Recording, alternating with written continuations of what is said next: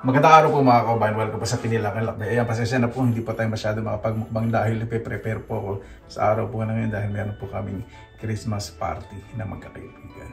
Tapos sa City Center at pasyal-pasyal po muna tayo ngayong daytime at mamayang mga bandang 6-7 PM makipagplastikan po tayo. Medyo ayusin ko siyempre yung sarili ko. Hello, hindi tayo magpapakabog. Tara, samahan po ninyo ako. Napaganda po ng panahon kasi tahimik at maliwanag po sa labas sa winter time. Hindi po ganun kalamigan. Kitang-kita naman po sa pangis po natin, di ba? Ayan pong nagagawa po ng taglamig. Excited na po ako sa first Christmas party na kasama po yung mga close friends ko po dito sa Finland. Medyo nakabahan din yung wallet ko, syempre. Hindi ko po alam kung saan po kami pupunta. Wag naman sana sa mamahalin. Mabok kasi wala nang pambiling bigas. Tara, punta na po tayo sa City Center. Madami po ngayong tao dito sa City Center. Mag-alas 7 po ng gabi kasi meron din pong light festival. Ayun po yung tinatawag na ayun, yung light festival. Iba't ibang ilaw. Yan, dami. Bira na pong mangyari yung ganito. Sarap pong tingnan, ano? Ayan, dito meron na, ayan, exhibition ng mga ilaw. Napakasarap pang tingnan pag ganito malapit ng Christmas. Marami po talagang mga happenings. Nakaka-relax po. May buhay.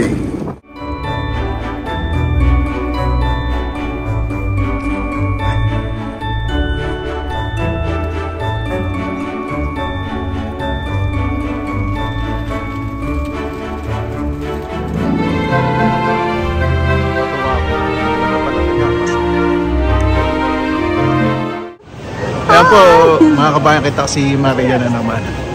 Ano po yan, yung puso niya punong-puno ng pag-ibig niya. Dahil po sa vlog po natin nakaraan, ang dami po nag-message. Ang bangis ang dating. Ano masasabi mo, nakita mo ng love of your life? Grabe naman. Ayaw po ni Maria pag-usapan niya. Dito po kasi kami, dahil may event ngayon, yung Light Festival, di ba? Oh. Ano ginagawa mo naman dito? Wala, tingin-tingin lang, papalipas ng oras. Oo naman, nagpakikita eh. Ay, pag-plastikan ako ngayon sa mga friends ko, ikaw. Galing ka na po sa plastikan? Hindi pa nga eh. Ako lang mag-isa. Baka may gusto kang batiin sa Pilipinas. Oh, binabati ko silang lahat. Hello. Yan po si Maria. Kuya, magpagaling ka ha. Ayun. Kapatid mo? Oo. Yun. Jacinto Ristua o Grita Tabanera. Binabati ko na rin yung asawa ko, Roland Tumala. Hi. Yan. May forever, ano? May pektus-pektus. Sige, ingat na. Huwag may plastikan na ako. Parang may mas-masa naman yung bahay kanin ko. Ingat. Bye. Ayan po, ito pong mall po na to, itong daanan na to. Public place po ito. Hindi po sinasa to, 24 hours open itong daanan na to. Pero itong mall na to, dinesign lang. Maganda na kasi pag winter time, yung madadaanan po na hindi nag-snow mga tao, di ba? Social. Ayan, another exhibition po ng Tower Light. Nakakatawa. Parang sa Pilipinas, pag pupunta po ko sa bayan, sa parke po sa amin, maraming tao. Ito po yung pakiramdam. Makikita nyo po yung ground, walang snow kasi yung ilalim po niyan may heater. O, di ba? Social. Ibang klase, no? Nagagawa po talaga ng innovation, ng technology. Ay, nako. Medyo malakas po yung hangin. Pero hindi ganun ka lamig naman. Sarap na para na pagganto, no? Dito po talaga sa Finland. Siyempre, dito po nakatira si Santa Claus sa North Pole.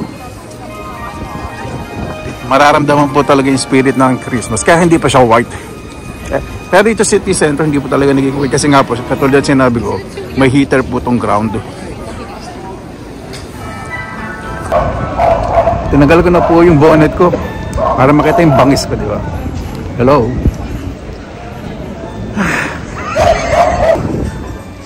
Ayan, dito po kami mag-Christmas party. Di ba? Social Viking Restaurant. Anak ng kamote, ito nga po yung sinasabi ko. Ito po yung Harald Restaurant po dito sa Oulu. Ito po yung Viking Restaurant na talaga namang mamahalin po ang mga pagkain. Buti dinala ko yung aking credit card. Sa presyo naman po, Diyos mio, pambili na ng kalahating kaban na bigas, medyo kinakabahan na ako. Tinatanong na ako ano ang gusto kong kainin. Parang tinatanong, parang silang magbabayad, pero hindi ginaglang, tinatanong lang nila. Medyo nanlalamig at pinagpapawisan po ko. Totoo, habang umuhali, tinitingnan po yung menu. Diyos mio, inisip ko sa isang appetizer may 10 euro na. Nakamuhat appetizer pa lang po yun. Tapos main menu, may dessert pa. Ayan, kailangan syempre makikisama po. Ngayon po talaga minsan yung kahit na iniisip nyo kung may lalamunin pa kayo bukas, pero yung sosyal na nandyan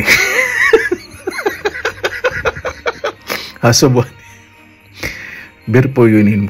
Ganda po ng mga talagang mga design po dito. Nakaka-relax yung pagkain naman po dito, okay naman po para po sa panlasa. Siyempre, hindi po ganun ka malasa dahil di naman po gumagamit ng kung ano-anong pampalasa.